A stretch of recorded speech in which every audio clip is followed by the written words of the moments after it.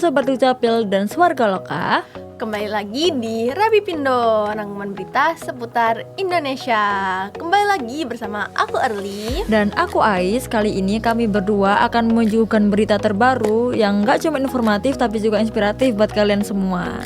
Wah, gimana nih kabar Sobat Swarga Loka hari ini? Semoga tetap baik-baik aja ya dan selalu diberikan kelancaran untuk menjalani aktivitas. Karena kalian akan menemani kita untuk menyajikan berita-berita yang pastinya menarik dan inspiratif bagi kalian semua. By the way Ais, aku lupa banget nih nanyain kabar kamu. Gimana kabar kamu hari ini? Kabar aku alhamdulillah sehat hari ini. Kalau Irli gimana kabarnya? Kabar aku juga baik sekarang. Apalagi sekarang aku ngerasa lagi semangat banget nih. Kenapa tuh? Kenapa? Karena aku lagi jadi host di Rabi Pindo episode kali ini. Wih, tepuk tangan. Oke, selain itu aku juga mau ngucapin terima kasih buat Sobat Swarga Loka yang selalu setia nonton Rabi Pindo setiap minggu, yang bikin acara ini makin seru. Oke Sobat Swarga Loka, di Rabi Pindo kali ini kami hadir dengan berita-berita yang pastinya menarik dan informatif bagi kalian semua.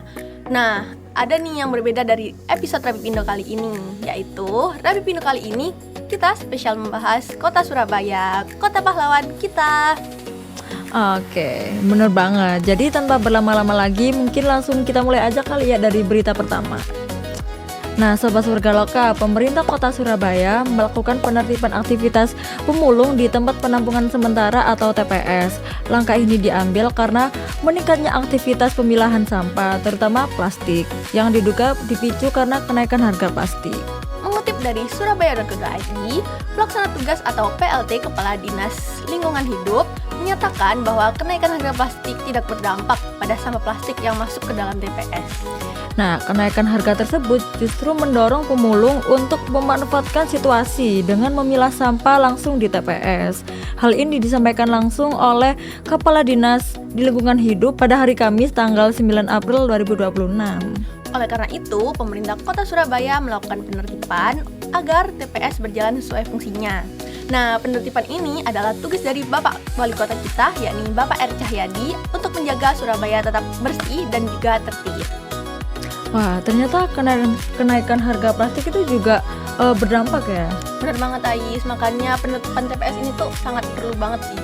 Oke, semoga lingkungan kita itu tetap bersih dan nyaman ya, Iri. Setuju banget, karena kebersihan kota juga tanggung jawab kita semua ya teman-teman. Betul.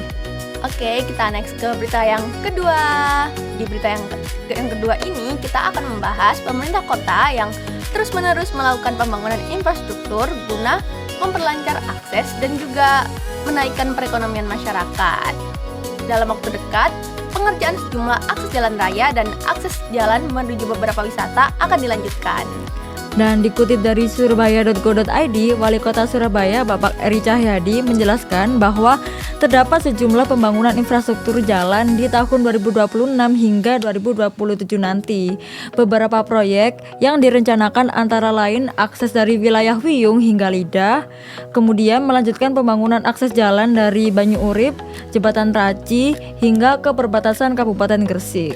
Selain itu, pemerintah kota Surabaya juga membangun jalan menuju ke beberapa tempat wisata seperti wisata Taman Harmoni, Kebun Raya Mangrove, dan juga Taman Hiburan Pantai Kenjeran. Nah, dengan kemudahan akses dan transportasi diharapkan jumlah kunjungan wisata meningkat sehingga turut menggerakkan perekonomian lokal di Surabaya. Wah, kabar baik banget nih buat Sobat Swarga Loka yang suka jalan-jalan. Karena kabar ini tuh mobilitas warga juga makin lancar nggak sih Ais? Setuju banget. Apalagi kalau sampai ke tempat wisata itu bisa menggerakkan UMKM lokal di Surabaya, Irli. Jadi tempat wisata yang awalnya sepi tuh jadi rame gara-gara akses yang mudah ini. Betul banget. Oke, Sobat Swarga Loka, kita move ke berita selanjutnya ya. Kali ini datang dari kawasan Kerembangan nih, Irli. Kerembangan tuh di Surabaya Utara nggak sih? Iya, Ais, bener, Surabaya Utara. Oke, nah, dilansir dari detik.com, selepas viralnya film Nawila, Kampung Kerembangan di Surabaya ini berbenah menjadi Kampung Nawila. Bukan sekedar penamaan, tetapi juga membawa pesan tentang pentingnya toleransi antar warga. Muhammad Ilham Ramadhani selaku Ketua RW 2 Kerembangan Bakti menyebutkan bahwa ia dan warga awalnya tidak percaya bahwa kampungnya itu menjadi inspirasi bagi masyarakat di Indonesia. Namun, ia juga menyetujui apa yang dikatakan oleh Bu Reda. perkataan berbeda itu benar-benar terjadi di kampung tersebut. Nah, menurut Ilham, sejak dulu kampung ini tuh memang menjunjung tinggi nilai toleransi dan saling menghargai. Konsep kampung Nawila yang diusung sekarang lebih menonjolkan nilai-nilai sosial masyarakat, di mana konsep tersebut juga sejalan dengan program Kampung Pancasila yang dicanangkan oleh pemerintah Kota Surabaya. Nilai gotong royong, toleransi, dan kepedulian sosial dijaga dalam kehidupan sehari-hari warga. Nah, salah satu bentuk nyata penerapan nilai tersebut adalah adanya program bank sampah yang hasilnya digunakan untuk masyarakat yang kurang mampu dan juga melakukan penghijauan agar lingkungan Kota Surabaya tetap asri. Gokil banget kan Ais, cerita dari kampung ini tuh bisa menjadi inspiratif bagi kita semua.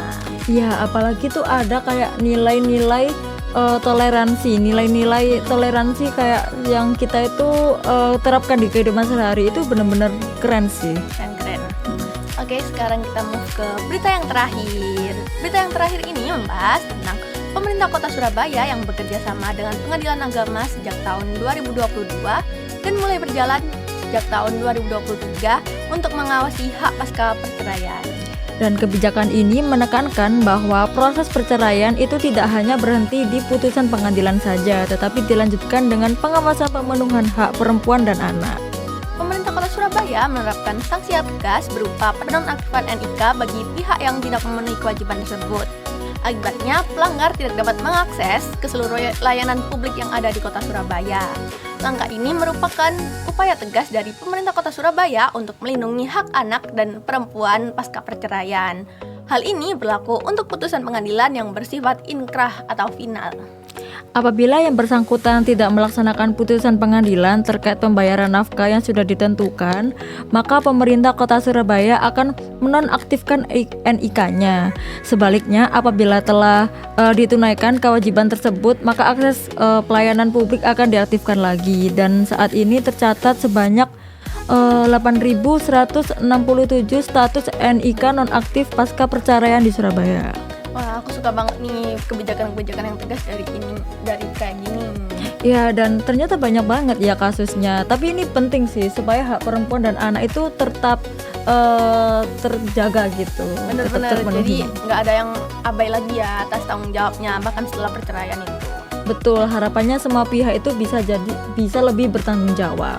Oke guys, nah sobat warga loka, berita yang tadi menutup episode Rapindo pada hari ini. Semoga informasi yang kami sampaikan tadi menambah wawasan sobat warga loka ya. Biar teman-teman gak ketinggalan informasi dari kita, jangan lupa follow sosial media di bawah ini ya. Sekian Rapindo hari ini. Aku Early dan aku Ais pamit undur diri dan selamat beraktivitas sobat warga loka dan sampai jumpa di episode selanjutnya.